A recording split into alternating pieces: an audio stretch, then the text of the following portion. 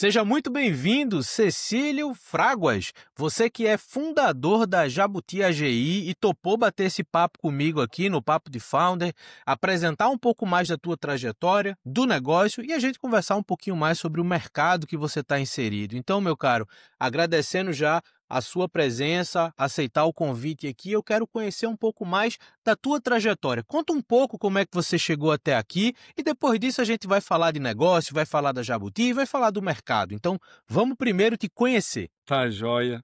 Luiz, obrigado pelo convite, né? É um prazer poder falar.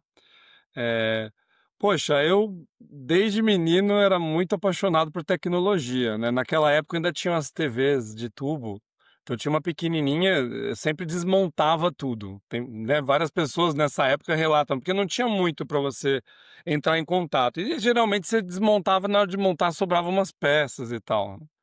Eu tive muita sorte, porque eu tive um primo mais velho, que ele estudou na Unicamp e fez física, e ele foi um dos caras que construiu o Laboratório Nacional de Luz Síncroton, fez o canhão de nêutrons, assim. E um dia o Guilherme virou para mim e ligou para minha mãe, era telefone, né, normal, falou assim, eu vou jogar fora a minha coleção de revista de eletrônica. Será que o Cecílio não quer? Porque eu já gostava, tal, né? É claro que minha mãe não deixou pegar a coleção inteira, e ele escolheu 5 revistas e me deu. Na época, Saber Eletrônica, Eletrônica Total, né, do Nelson Sebraga, tal. E ali, cara, começou essa paixão. Tinha 14 anos, desocupado, né? Comecei a mexer com eletrônica, fui fazer engenharia elétrica por causa disso.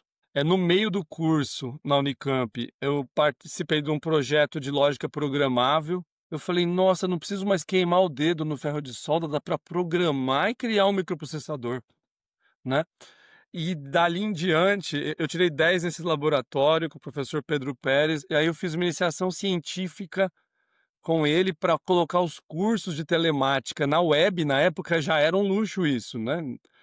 E acabei aprendendo na marra, não sou da computação, a programar em PHP, banco de dados, naquela época ali, que é mais ou menos em 98, 99, estava surgindo um negócio chamado Java, né?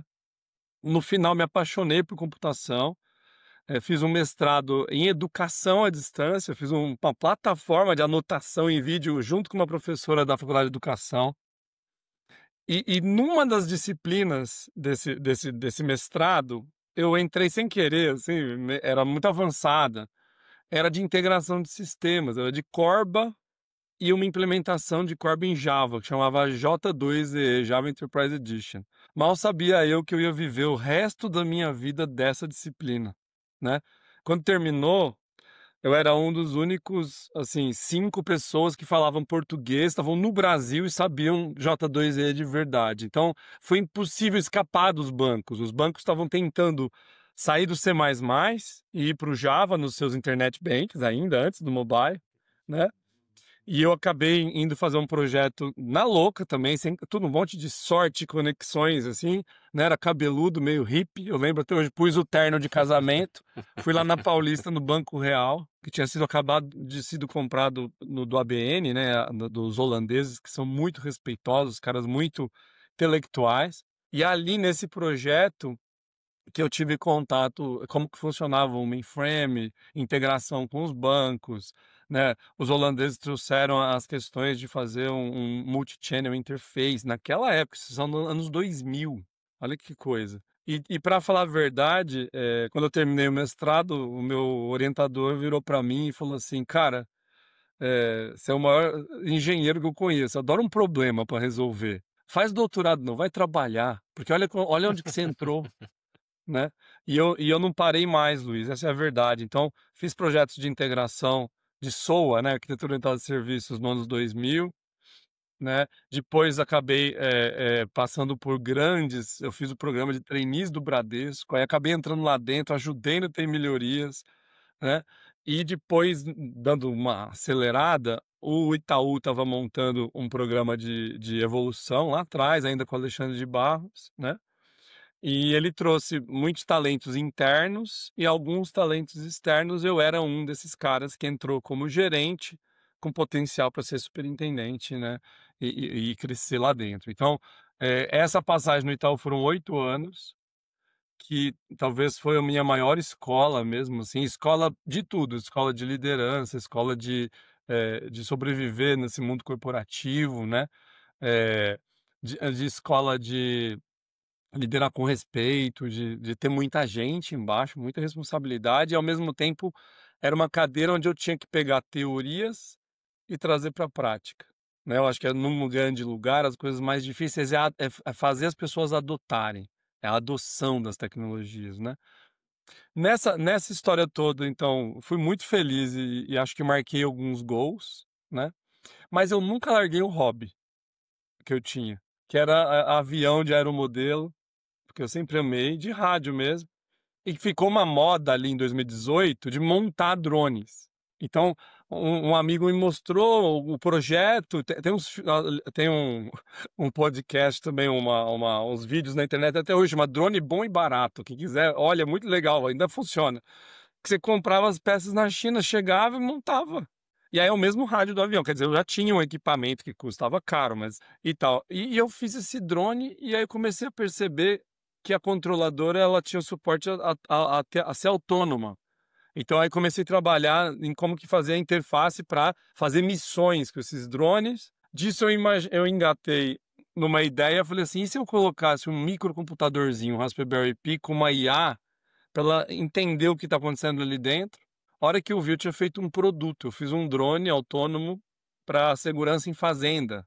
Ele fazia a ronda, né? E via se era normal, se não era normal. E se não era normal, chamava o operador, o cara mandava a moto, né? Na época, meu vizinho era amigo do presidente do Sebrae São Paulo. E ele falou, mostra lá. Eu falei, não, sou superintendente do Itaú, para, não mexe com isso não. Meu hobby, não estraga meu hobby. Não transforma meu hobby em trabalho, né? Mas nessa história, foi a primeira vez que eu fiz um fine tuning de um modelo de IA. E eu assustei, eu que sou pesquisador, que gosto de pegar coisas novas, como estava fácil de fazer. Como foi simples de eu fazer esse fine tuning no Iolo, que é o modelo Open.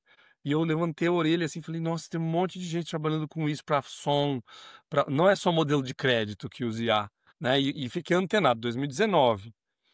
Daí o cara adorou meus drones, eu testei na fazenda dele em Franca, né? 2 semanas. E ele falou: meu stand na AgriShow tá muito ruim do Sebrae. Você vai dar palestra, falar de IA e levar seus drones lá. Falei, mas não posso. Ele, não, vai. Aí fui os 4 dias na AgriShow. Na segunda-feira eu voltei para São Paulo e pedi demissão, então. Que eu falei, gente, que apareceu de investidor, de gente, né, querendo ver se eu tinha empresa, não tinha nada e tal, né? Claro que eles não deixaram, né? O Guerra falou, Cílio, baixa sua bola. Minha esposa estava grávida e tal. Ele falou, termina o ano. Se é seu sonho, acha investidor, tal. Então eu fiz isso em 2019. Em 2020, calma que vem a história triste, né? Em 2020 eu fui para Israel em janeiro, pedi demissão e fui para Israel, passei um mês lá. Eu estava bitolado em ver robô israelense, drone, e eu só via. Eu querendo ver drone, e o pessoal, não, aqui a gente fez um data center de GPU. Data center de GPU pra quê? Olha aqui, ó, esse aqui é um módulo AGX, um servidor da NVIDIA pequenininho que você pode levar debaixo do braço, que tem uma GPU de data center. Pra quê? Mas por que que tá tão assim? Dava para fazer mais simples e tal. Então já caiu a ficha da IA ali. Voltei, quase fiquei preso na Itália, estourou pandemia. Daí eu acabei trabalhando numa empresa que era dos investidores, porque a gente desistiu do negócio, não era hora de importar peça, não sabia, ninguém sabia o que ia acontecer. Então fui CEO ali da Inmetrics, aprendi pra caramba. Aprendi também por conta da pandemia, né? E quando chegou em 23, eu percebi que eu estava fazendo a mesma coisa que eu estava fazendo no Itaú. E que era exatamente o que eu não queria mais fazer. Aquela história assim, tem saúde, né? Tem uma história bonita, tem confiança. O que que eu vou fazer nos próximos 40 anos? E eu que não tinha empreendido, né? Ainda, eu só fiz intraempreendedorismo, né? Dentro das empresas que eu passei, eu tô como consultor. Eu falei, cara, quer saber? Eu falei com os meus sócios, saí, né? E eu falei, eu vou pegar o meu dinheiro e vou fazer bootstrap. Por quê? Saiu a OpenAI, estava começando essa escola. Eu falei, não vou mexer com hardware, deixa para o futuro. Então, deixei meus drones aqui, estão aqui no meu laboratório secreto. E o robô israelense que eu trouxe, depois eu mostro ele, né? Quietinho aqui. E falei, olha, vão sair muitas implementações ingênuas de IA. As pessoas vão fazer uma casquinha na OpenAI ou no Claude e falar que tem um agente. Então eu acho que eu vou fazer diferente, eu vou montar um banco digital, porque eu sei a arquitetura de um banco, né, sem TPS, tudo enfileirado, segurança, multi-tenant, etc, etc, etc, e vou colocar a solução de IA lá dentro. Por quê? Porque vai ser IA com responsabilidade, IA com segurança, para integrar com os sistemas corporativos. E daí nasceu o Jabuti, nessa maluquice, um pouco de maluquice, e um pouco de sonho também de falar assim: "Eu acho que agora é a hora, acho que agora eu tô maduro". Mas você tá velho, eu ouvia isso, né. E não, eu acho que eu não estava preparado antes, agora eu tô, né.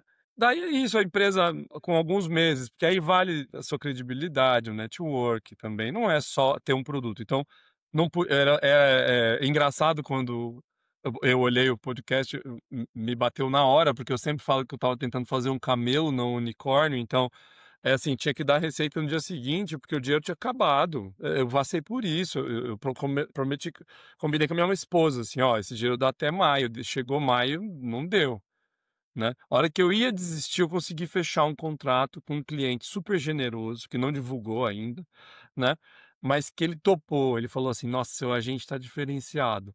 Eu falei: "Topa você me trazer, ó, um valor combinado aqui, e eu fecho o produto fazendo para você?" Ele falou: "Topo", né, então a gente fiquei 1 ano ali meio com exclusividade, e ele me ajudou, ele foi meu primeiro investidor, ele confiou, e hoje ele tem o produto, ele vai divulgar no próximo mês, né, ele tem um agente para pós-venda completamente diferente dos que estão por aí, a gente sabe disso, e eu acabei criando o meu produto atendendo esse meu primeiro cliente, tá. E é isso, e aí empreender é uma aventura completamente nova, Luiz, né, eu carrego a bagagem, de ter administrado grandes orçamentos, né, e até de uma grande empresa, né, mas para mim todo dia tem um aprendizado, até nesses bate-papos aqui. Isso é muito legal, cara. Isso é muito legal e assim, tem muita coisa na tua trajetória que dariam vários outros papos como esse, que eu acho que são muito legais, mas é inevitável, cara, quando a gente chega aqui nessa tua trajetória que vai te trazendo mais perto da Jabuti, o quão importante tem se tornado a nossa relação com inteligência artificial. Isso é um ponto relevante porque tem muita gente, e aí principalmente fora do nosso mercado, e quando eu digo do nosso mercado de tecnologia em geral, que só veio atentar para a inteligência artificial de OpenAI para cá. Só Aham. veio entender que existe esse troço chamado inteligência artificial de 2020, 2021 para cá. Quem está nesse mercado de fato há mais tempo já convive com inteligência artificial, Redes com machine neurais. learning de uma forma geral há muito tempo e sabe como isso lá atrás era um elemento complexo, era um elemento caro, era um elemento que dependia de uma infraestrutura parruda de se construir e manter. E aí tem uma parte na tua fala que eu acho legal, que eu acho que foi quando a gente do mercado de tecnologia começou a perceber a inteligência artificial com outros olhos, que é quando você disse assim, cara, foi fácil fazer isso. Não deu trabalho montar esse fine tuning. Então alguma coisa está levando a tecnologia de inteligência artificial para um lugar que se foi fácil para mim, daqui a um tempo vai ser fácil para outras pessoas também. E Isso. hoje a gente vê isso. Só que aí tem um ponto, que é aí que eu queria de fato entrar no que é a Jabuti, pegando exatamente uma frase que você usou. Com o OpenAI da vida, muita gente começou a lidar com o IA como se fosse um pequeno parque de diversões digital, testando coisas, perguntando a sorte do dia e coisas do tipo para uma IA, e aquilo de fato surpreende, cria-se muito desse burburinho de até onde isso vai, não vai, o que pode, o que não pode, o que faz, o que não faz. Só que por trás dessa primeira camada meio playground, tem de fato empresas que entenderam a lógica desses novos agentes. E eu acho que é aqui que a gente tem o posicionamento da Jabuti, e eu queria entender um pouquinho mais qual foi esse momento que você disse assim, cara, é a Jabuti esse negócio que eu vou tirar dinheiro do bolso para colocar para rodar, chegar ali, e aí um parênteses importante, o melhor investidor é o cliente, isso é ótimo.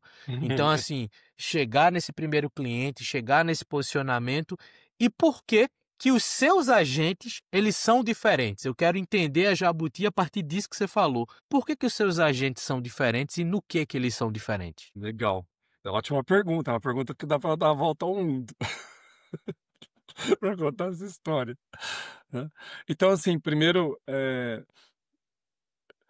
eu concordo com você, as barreiras foram quebradas, né, então eu fiz elétrica, eu mexia no MATLAB, tinha o Simulink, a gente conseguia fazer redes neurais, a gente, né, é um aprendizado de máquina para coisas simples, né. Tem gente trabalhando com modelos de crédito há mais de 20 anos. Eu participei de um projeto de síntese de fala na Unicamp, no Lafap, em 2000. Sabe, processava em 20 dias. Não, espera aí, não é 20 horas, 20 dias num servidor com CPU, 20 anos de Folha de São Paulo. Por isso que eu guardei 2020. Olha só, para ver a palavra mais frequente da língua, porque naquela época a gente segmentava, não era tudo IA, né. Eh, então assim, quando essa barreira caiu, inclusive a barreira de hardware, ó, $2.000, você compra um servidor da NVIDIA para ter em casa. Olha que coisa mais linda, de alumínio. Tem uma GPU aqui dentro, de data center. É um disco que dá para pôr o ChatGPT aqui dentro, dá para pôr o Vicuna, dá para pôr o Llama. Rodar autônomo, fora da internet.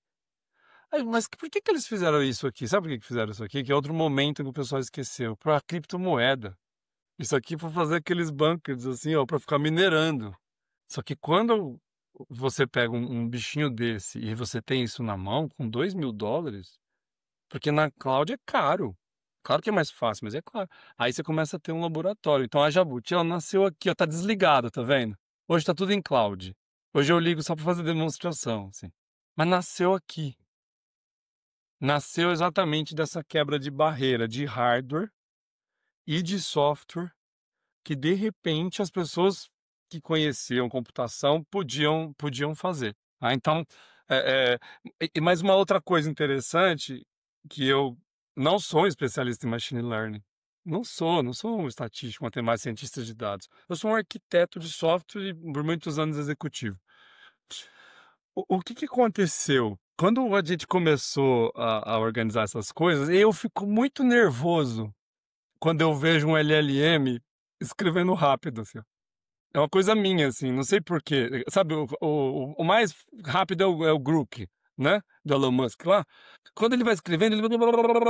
Porque se alguém lê o que é o algoritmo chuta a próxima palavra. Então hoje tá chovendo, portanto eu vou sair com o meu. Fala pra mim. Guarda-chuva. Guarda-chuva, 99,9%, temperatura zero, entendeu? Tranquilo. Cara, mas no final faz uma frase que faz sentido. Imagina o risco disso quando você for mexer com o mercado financeiro. Pois Quando é. você tiver numa conversa com um ser humano, que se você errar, ele tira print e te processa. Foi Que daí. esse era e isso é um ponto relevante, porque esse foi talvez o primeiro barulho contrário que veio pós esses LLMs mais populares, que era o fator da alucinação, né. Exatamente. Mas ele, ó, isso é tão importante, porque falta um education nisso, assim.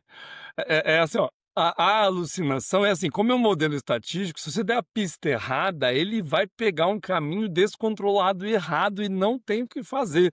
Que a palavra mais importante, assim, muita gente usa, ai, vamos explodir este conceito, que é decompor. Mas se ele entender que explodir, ele vê, se fizer uma pausa, uma vírgula, que explodir alguma coisa de bomba, ele vai para um lado de bomba. Isso é alucinar. O assunto é fazer a decomposição de um problema e ele vai falar de como você faz uma bomba. E acontece muito, tá?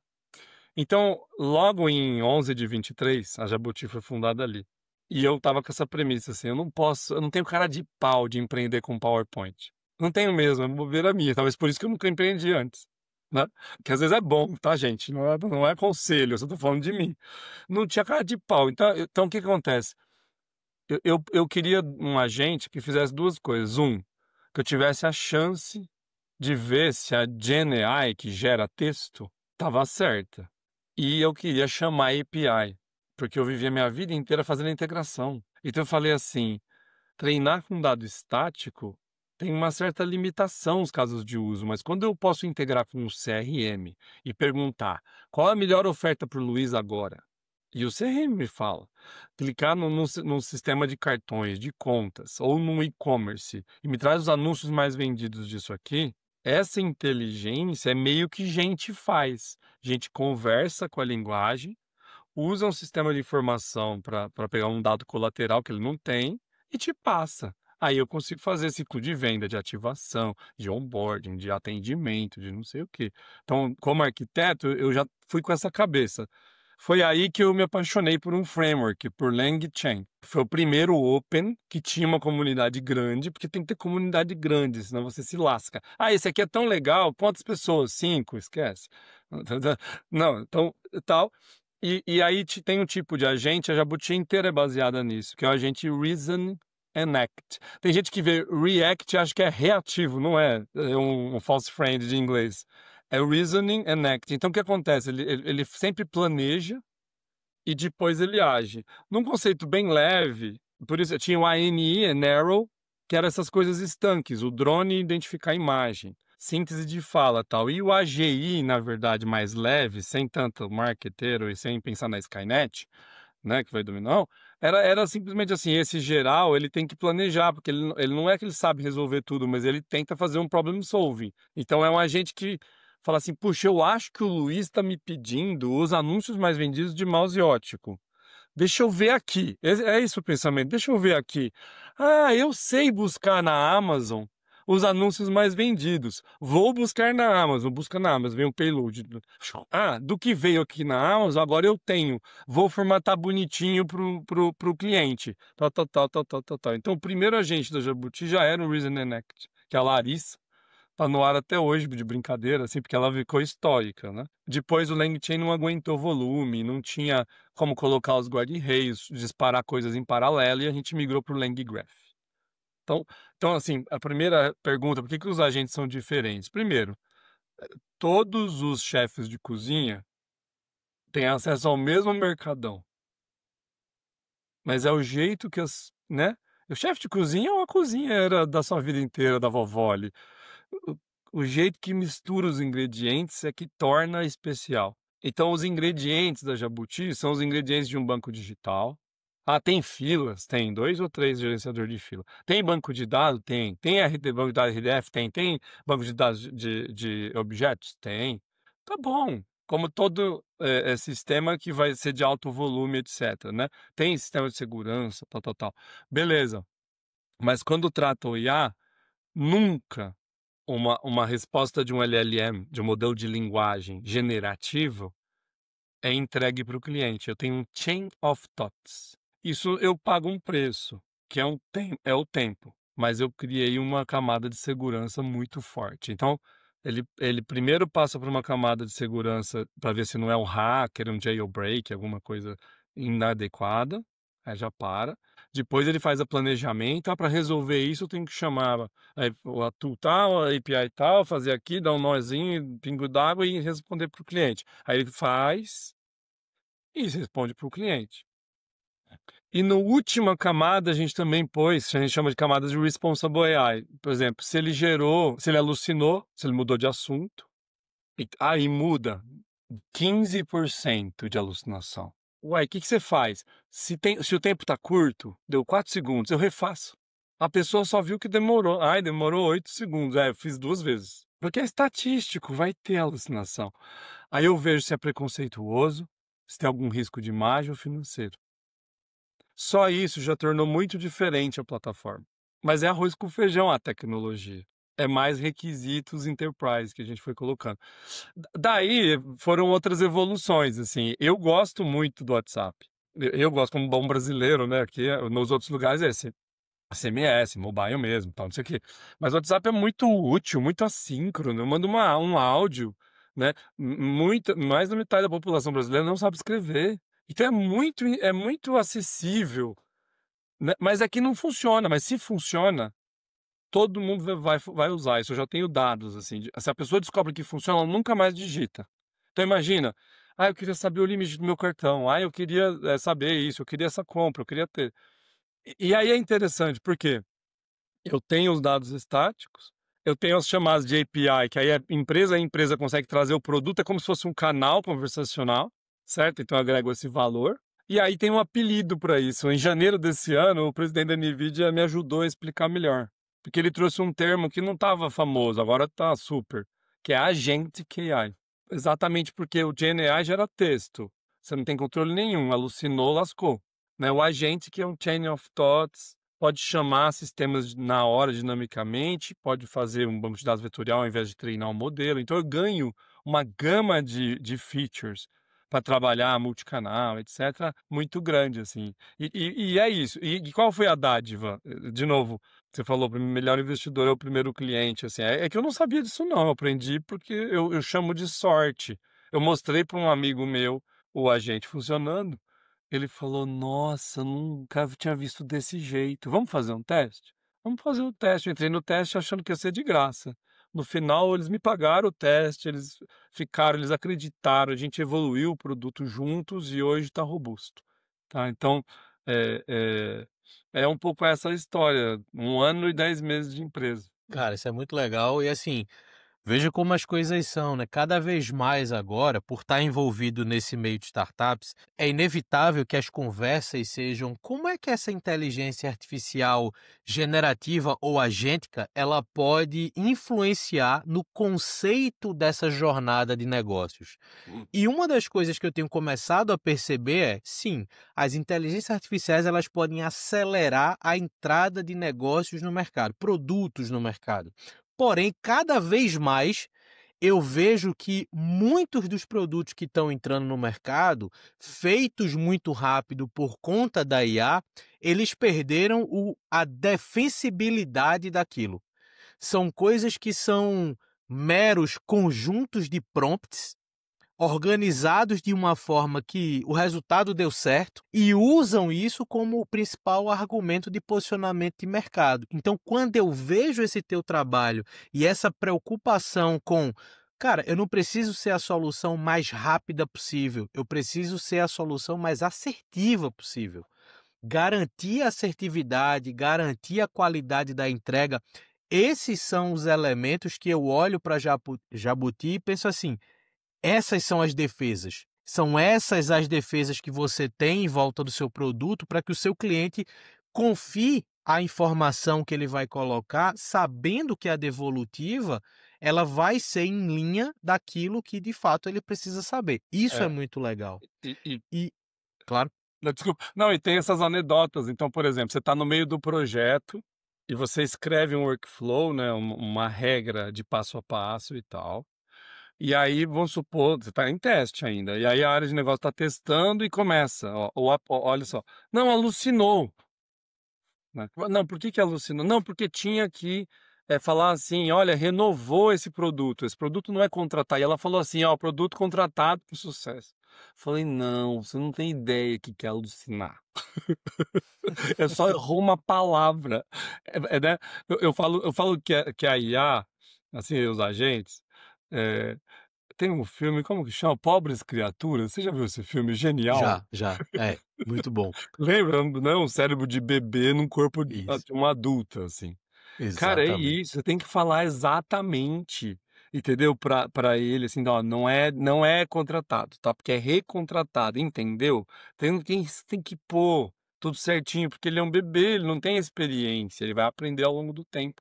Então, mas até o normal, assim, quando você fala assim, não deu certo ou teve uma falha, o jargão para qualquer coisa de IA é alucinou, mas alucinar é uma coisa específica. Alucinar é criar um texto mesmo de outro assunto, que não tem nada a ver com a história, não é um erro de uma jornada.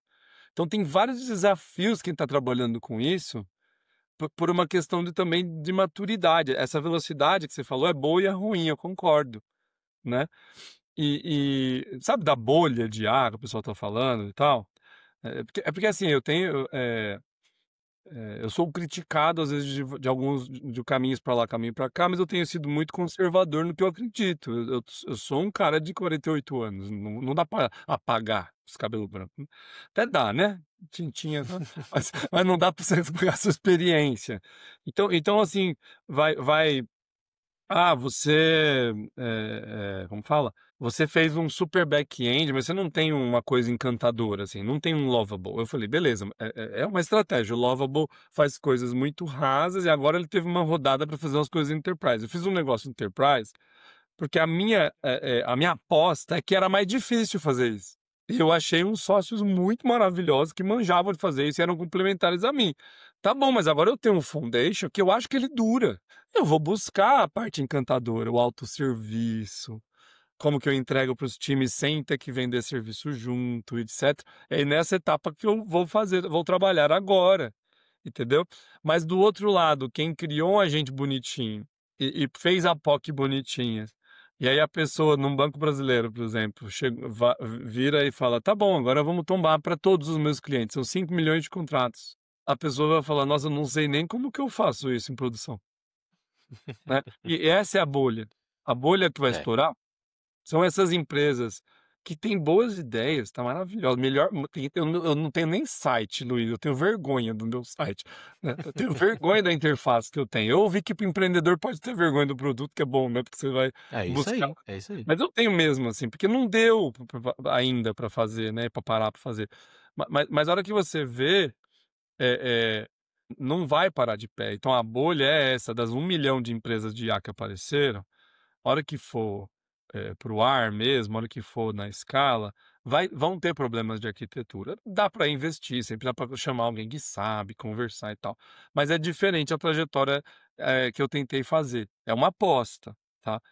E essa aposta acaba verticalizando de uma maneira interessante, porque também o mercado financeiro brasileiro está muito à frente do mundo. Não tem, É isso aí. pouquíssimos mercados têm um SPB, Pix, a liquidez 4 vezes por dia. Exatamente. A nossa é muito clara a LGPD, é muito tipo assim, né, a gente tem, e isso acaba trazendo, igual você disse, uma barreira de proteção que não vai durar para sempre, mas eu acho que dura para o jabuti. Jabuti é um bicho indestrutível, né, você sabe disso, né. Aham. Ele vira de ponta cabeça, cai na piscina, não morre. É impressionante, eu tenho jabuti. Então, essa é um pouco a história, a tentativa. Então tá robusto no foundation, e agora eu posso criar produtos em cima, verticais, né, como McLaren e Honda, assim, né, eu tenho o motor. E Uhum. também a gente pode também criar outras marcas, né, outros tipos de refrigerante aqui, mas tem um carro-chefe que está estável, assim. Eu acho que essa é uma boa estratégia, assim, é uma estratégia de camelo, né. A gente está Sim, vivendo da sim, empresa desde o ano isso. passado, isso também é outra coisa legal. Isso é muito interessante, Cecílio, e aí me traz, um interesse em saber um pouquinho mais também sobre como é que hoje você enxerga esse mercado. E aí eu vou pegar também esse final da tua fala que eu acho importante, que é: o Brasil, cara, ele é de fato essa referência global no mercado financeiro. Isso é muito bom para a gente. Eu publiquei mais cedo sobre isso, de uma startup que nesse Q3 eu participei da rodada de investimento, uma fintech diferente dessas que a gente vê por aí. E isso dá um orgulho quando a gente olha para o mercado financeiro nacional, que ele é essa referência, e é uma referência tecnológica. E isso cria, de fato, essa maturidade, essa robustez de soluções que a gente cria, mas a gente ainda está falando de um mercado que é muito tradicional, né? O mercado Verdade. banco, o mercado serviço financeiro, ele ainda é sumariamente tradicional e tem muita coisa que a gente pode, com tecnologia, mudar, melhorar, evoluir.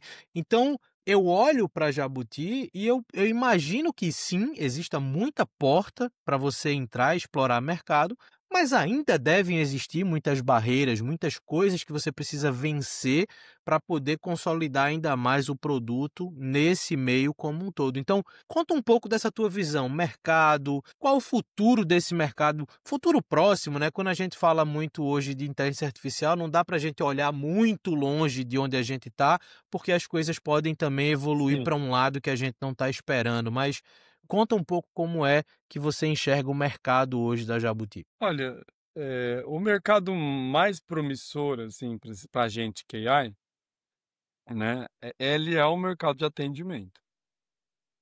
E vou falar por quê, não é nem assim: "Vamos sair demitindo as pessoas". É porque muitas empresas digitais, né, se viram obrigadas, assim, puxa, escalou o produto, eu tô ganhando dinheiro, tá tudo certo, mas agora eu tenho que fazer o atendimento, meu Deus, tá dando problema, e o cara não quer, o cara quer falar com gente, mas ele quer falar com gente por quê, né? Tem estudos de design, assim, porque ele não sabe o problema.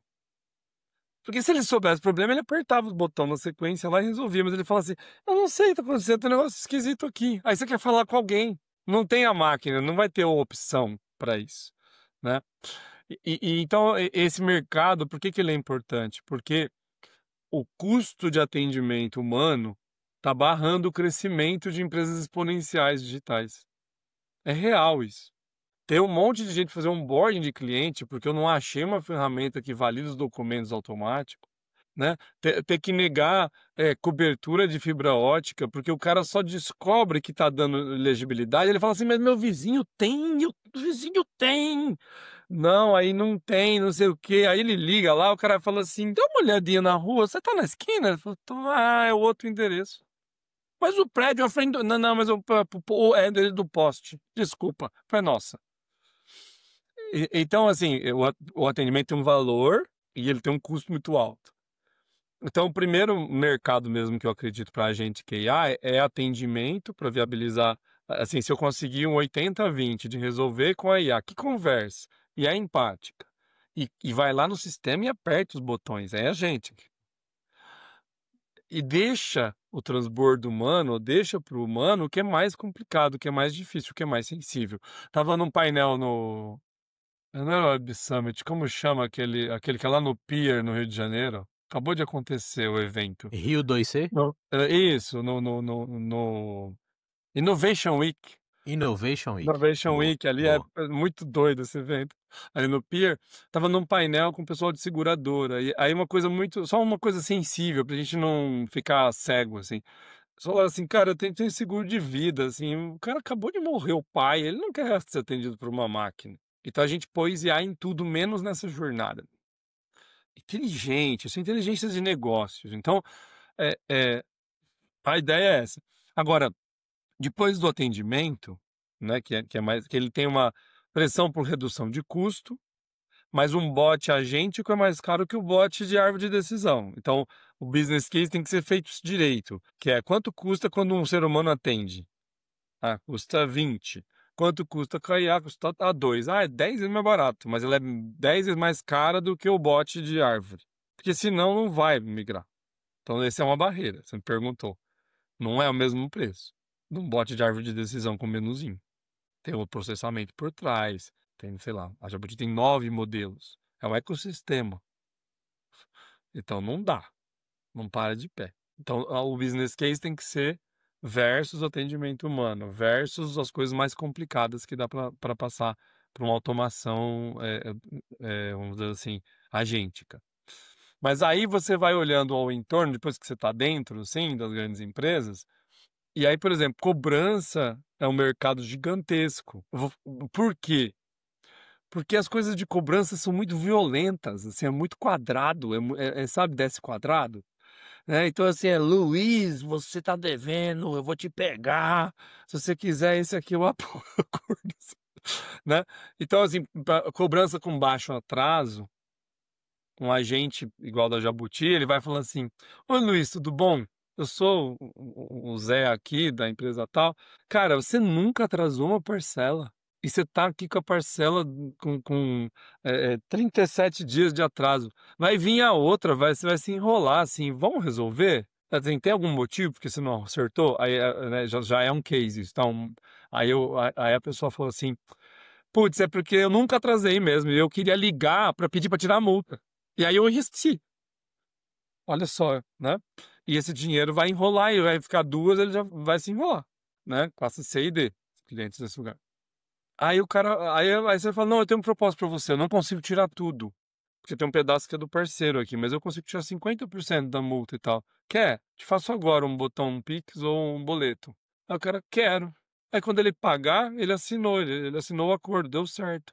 Recuperação de 98%. Porque conversou. O agente é descartável. Então tem um mercado em cobrança, em ativação, e essa história de você chegar perto da pessoa com jeitinho, com empatia, que só esse tipo de agente que você consegue configurar desse jeito, entendeu? Porque ele não é um processo quadrado. O problema é que o processo quadrado também dá resultado, né, porque você manda para 50.000 pessoas, entendeu? Aí é bom o resultado, então também essa é outra questão importante, assim, que não é trivial. Mas eu acho que o mercado é um pouco esse, assim. Primeiro, como que eu consigo fazer coisas que só a gente conseguia fazer, integrando com sistemas. Depois, esses velhos streams, assim, de cobrança, de ativação. O cara tem o produto, mas não usa. Ô, Luiz, faz tempo que você não usa, por que você não tá usando? Deixa eu te ajudar. Aí ele fala alguma coisa e o bicho aprende.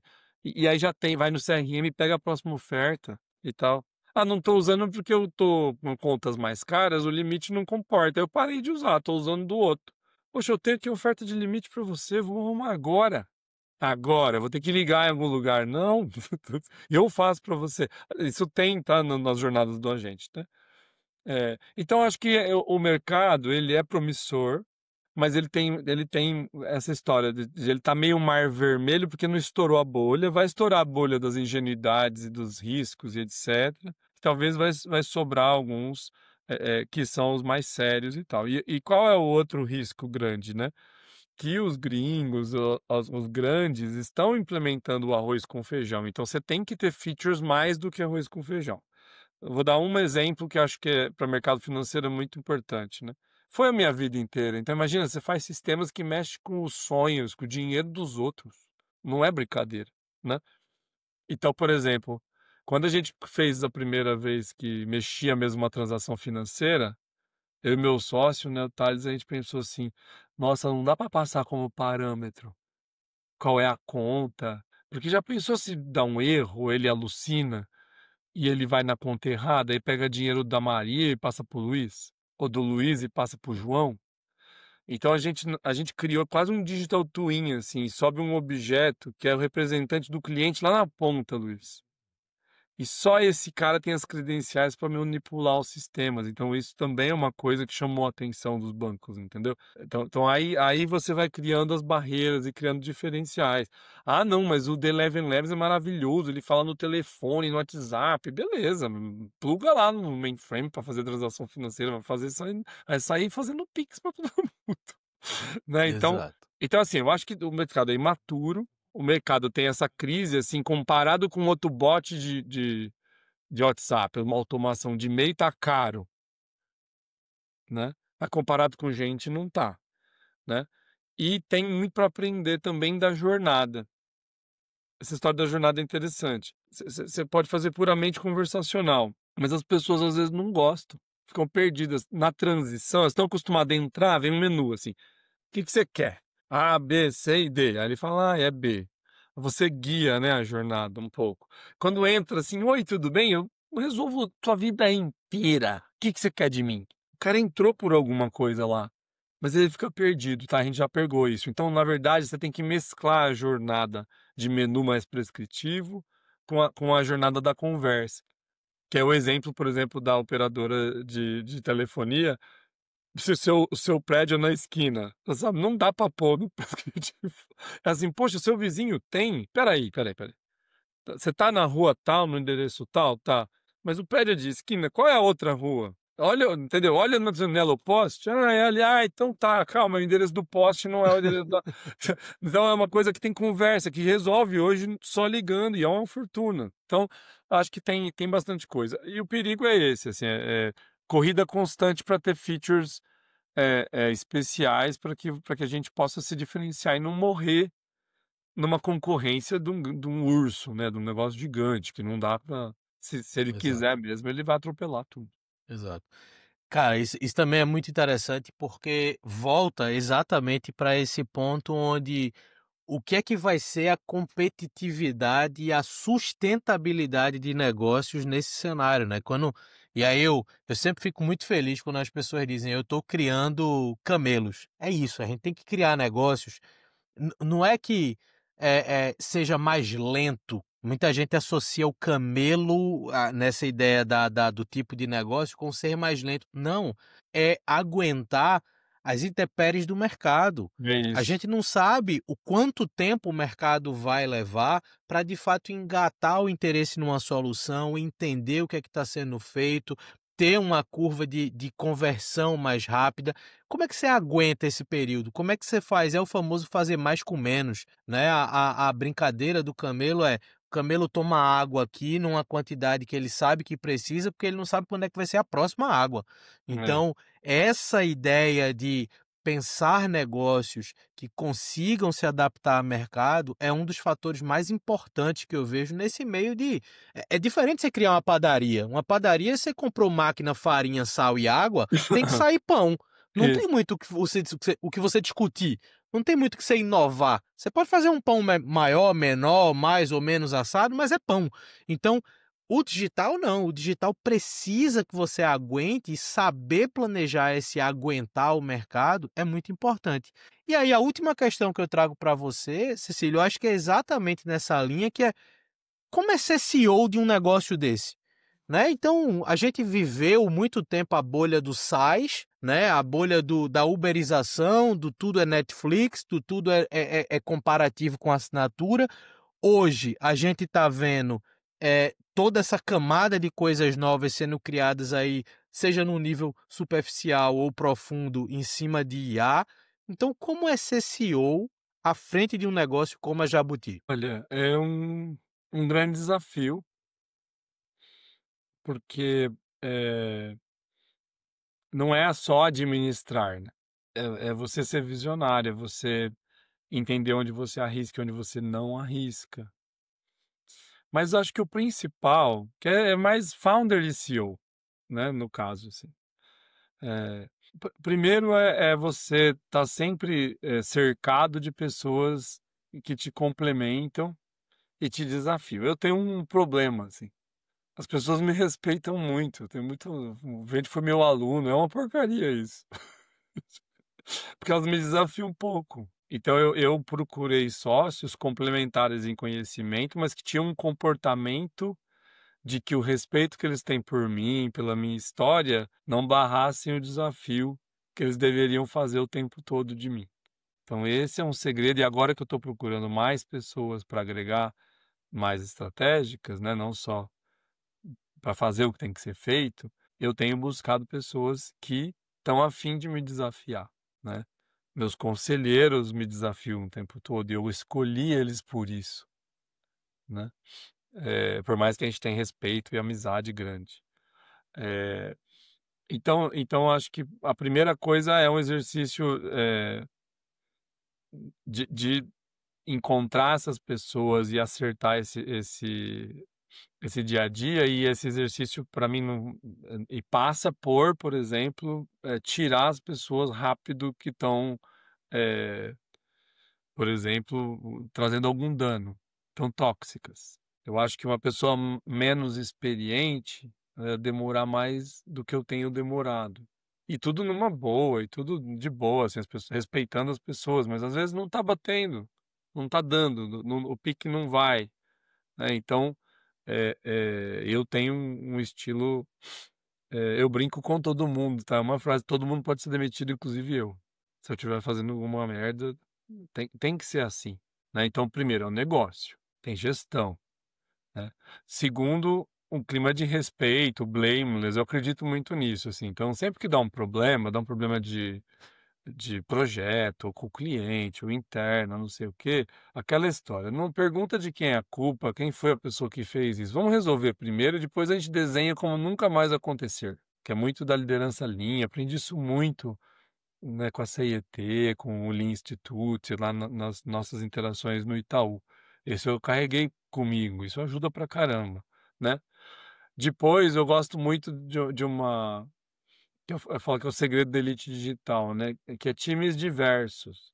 Que aí a diversidade, ela não é só é também, mas não é só de cor, de gênero, mas de conhecimento. Os times têm que ser diversos e têm que se desafiar, tanto tá num ambiente desafiador. Então a gente tenta a Jabuti tem um time muito diverso, assim, e eu surfei uma onda, Luiz, que agora talvez tem mais oportunidade, mas quando eu montei a Jabuti foi importante, que eram pessoas geniais, sabe, bons trabalhadores, assim, que vieram na pandemia para o interior e que não querem voltar.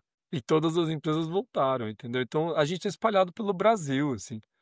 Gente no sul, no norte de Minas, gente aqui, eu estou em Campinas, meu sócio em Sorocaba, Atibaia, gente em São Paulo mesmo, gente em Santa Catarina. Então, assim, essa premissa do remote first, eu não tenho problema nenhum, a gente tem ferramenta e cerimônias para garantir isso, todo mundo trabalha pra caramba, assim, né. Hoje nós somos em 13 pessoas só, né.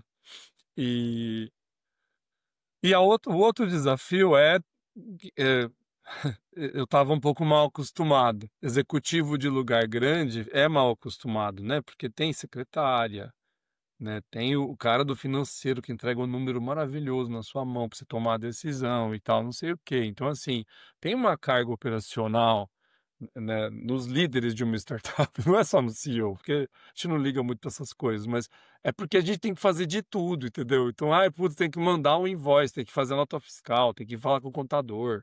Ai, nossa, só você que pode apertar o botão, porque você que assina pela empresa e não sei o quê, e vai para lá e vou para cá. Não, aí vai viajar, aí, puxa, ganhei ingresso do Reinvent, mas a gente estava economizando R$ 3.000 para não sei o que, eu vou gastar 10 de passagem, mas o ingresso custava 15. É, então, essa história. E outra coisa, para mim, além do camelo beber água e ficar muito tempo resiliente, que tem a ver com o jabuti também, nessa força. O jabuti é um dinossaurinho, né? Essa é a beleza dele, não é um pet que vai atrás de você, é um pet que não liga para você, né? É, eu acho que a história do camelo, para mim, não sei se eu estou errado, tá? Você que tem o podcast com nome, né, também é uma empresa que, por premissa, tem a premissa de fazer receita. Entendeu? Para mim, os unicórnios e tal, eles tinham a premissa de eu vou distribuir dinheiro para o povo abrir conta e vou ter uma experiência incrível, porque eu tive tempo e dinheiro para desenhar isso. E aí, uma hora eu vou começar a cobrar, beleza. Não precisa nem falar o nome do banco genial, roxinho. Entendeu? Né? Não tenho dinheiro para distribuir. Eu vou lá, pelo amor de Deus, paga a subscrição 6 meses antes, que eu vou lá e reservo na AWS a infraestrutura. É o contrário. Viver na escassez de recursos traz muita criatividade. Mas é uma outra estratégia. Então, quando eu falo fazer um camelo, é assim. Eu lembro muito, quando eu estava na faculdade, isso é importante para mim, mas eu não sou muito preciso nessa história. Mas eu lembro que circulou, eu lembro até hoje, eu estava na Unicamp e circulou o e-mail do Jeff Bezos, como se tivesse vazado. Ai, olha só, vazou o e-mail do Jeff Bezos aqui, né? Onde ele falava assim, ó, tem 3 jeitos de integrar esse sistema. Eu lembro até hoje do que estava escrito. É que era em inglês, né? Lembrando essa tradução. 3 jeitos de integrar esse sistema: via arquivo, via banco de dados, via API. Assim, nessa empresa é só via API. Quem não quiser trabalhar assim pode ir embora. Quando você pergunta assim, o que é ser CEO de uma startup, assim, alguns valores, algumas premissas que eu desenhei com o Thales, que fundou comigo, assim, cara, nós vamos crescer sem crescer gente. Aí a gente entrou em produção, né? Rofou, tem que pôr alguém olhando o tempo todo, tal, não sei o quê. Falei, que alguém olhando? Pelo amor de Deus, ó. O pessoal escreveu esse livro aqui, ó. SRE, meu, vamos automatizar, fazer um monte de cara que acorde a gente se der problema. Então, assim, é muito forte ser um CEO, um fundador de startup que você quer que dê certo. Algumas premissas, elas têm que ser buscadas até o fim da vida, entendeu? Então, assim, ó, algumas da Jabuti que foram engenheiradas, né, by design. Então, é assim, ó, agora não é hora de ter lucro. Agora é hora de expansão de receita. Então, qualquer lucro que der, a gente reinveste. Quanto que dá o resultado da Jabuti? Depende. Se eu fizer o DRE fazendo a margem, depois reinvestindo, dá um puta resultado. Se você olhar o contábil, sobra tipo uns R$ 5 por mês e, ó, de vez em quando eu ponho. Porque foi É by isso, design isso, isso. entendeu? Aí tem que ser um time diverso e vai ser remote first, porque nós não vamos ter sede agora, né? Por risco, nós vamos ter até máquina criptografada, não vai dar para escapar e distribuir a máquina, mas tem como serviço hoje, que entrega no Brasil inteiro e tal. Mas não precisa estar todo mundo junto. Até quando eu tiver grana, eu quero fazer uma festa com uma banda de rock com chopp. Sou de Ribeirão, né. Mas tá bom, mas não precisa, a gente trabalha super bem. Então, isso é outra coisa. Outra coisa, se a gente estiver crescendo a receita e começar a crescer gente, nós estamos errado. É isso aí. Não, aí você fala: "Ué, mas do jeito que você está fazendo hoje é consultivo, eles querem sua opinião, né". Não, beleza, do jeito que eu tô fazendo hoje, mas o meu plano não pode ser esse, o plano tem que ser buscar o autosserviço, melhorar a interface para que a hora que o cara faça sozinho, e ele vai ver Isso aí. vantagem nisso, porque não precisa pagar serviço. Mas hoje paga, tá, obrigado meus clientes, eles querem que a gente esteja lá, estamos construindo juntos, mas a busca para virar uma empresa de produto mesmo, de SaaS, tem que ser autosserviço. Então é outra É isso premissa, aí. é tudo parecido com essa inspiração minha do Bezos, assim, né. É Eh, isso aí. É isso aí. E ferramenta, parça, isso aí eu tô outra coisa, outro dia eu estava discutindo com o Thales, né. Aí: "Thales, você acha que a gente pega esse OMIE que o contador falou? Tô achando besteira. Vai sair os relatórios contábeis, mas não sai o gerencial e tal, não sei o quê". Ele falou assim: Nós acabamos de contratar um serviço gerenciado da AWS de $7.000 por mês, por que que você não quer contratar a ferramenta para dentro de casa?". Então, aí tá vendo a complementariedade? Porque eu sou um turco maldito, eu sou muquirana, então, né, não, a nossa premissa é ferramenta, como é automação, então você começa a tomar, então, assim, ser CEO, né, fundador e CEO de uma empresa é olhar pessoas, processos e tecnologia para dentro e para fora, com muita responsabilidade, com o cuidado com a escassez que é real, né, e buscando ser fiel a algumas premissas que vão dar o tom do negócio até o fim. Porque quando eu receber um investimento, se Deus quiser, algum momento vai fazer sentido para expandir. Olha, agora não dá mais, quero ir para Américas. Gente, o que tem de banco nos Estados Unidos que não tem nem mobile, você vai pular o mobile direto para o conversacional, os bancos regionais, tem um mercado, é muito grande, mas para ir para lá não é trivial. Tem que ir para lá com o bolso cheio. Tem que ter time americano. Então vai ter algum momento, a hora certa do Bootstrap fazer a rodada, é né, de isso. expansão. Não sei lá o nome dela, né, porque as brigas, se é série A, se é C, sei lá. Mas na hora que tiver, a pessoa vai olhar e falar assim: "Nossa, que legal, olha como é administrada a Jabuti. Olha como o time é enxuto. Olha como os números estão na ponta do lápis, né, olha como eles foram, cuidadosos aqui". E aí eu espero que isso também, dite o como ela vai crescer e o futuro da empresa. É isso aí. Cecílio, cara, é muito claro ver a tua maturidade enquanto gestor, enquanto liderança, enquanto mente racional por trás do negócio. Eu acho que isso é muito fácil de perceber, até na escolha dos seus sócios, como você falou, de serem pessoas complementares, serem pessoas que te provocam a sair daquilo que é normal. Todo mundo tende a cair na sua própria zona de conforto, mas que faça com que você enxergue o seu próprio negócio também por outras óticas, por outras interpretações, e que isso crie um caminho muito mais interessante, muito mais estratégico e muito mais rentável. E você falou muito bem, a ideia do criar uma startup camelo, e aí o camelo é só para a gente reforçar um ponto que não deveria nem ser discutido, que é o fato de, cara, eu estou criando um negócio. Por Isso. premissa, ele precisa gerar receita. E essa receita, também por premissa, deveria bancar a empresa. Se Aham. eu estou sempre na dependência de trazer dinheiro externo para o meu negócio existir, uma coisa é exatamente o que você falou. Eu preciso de grana externa para o meu negócio crescer mais rápido. Essa pisada mais forte no acelerador precisa de um combustível que você pode não ter no tanque naquele momento. Aham. Mas não é tipo, para o meu carro existir, eu preciso sempre de um dinheiro externo. Se esse dinheiro externo para de entrar, eu tenho que fazer um layoff de 60% da empresa.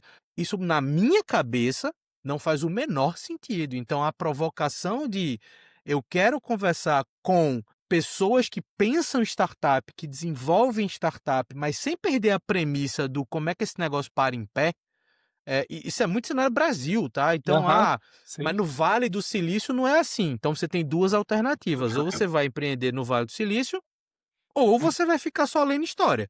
Porque É. aqui a conversa é outra, aqui o processo é outro, aqui o mercado é outro.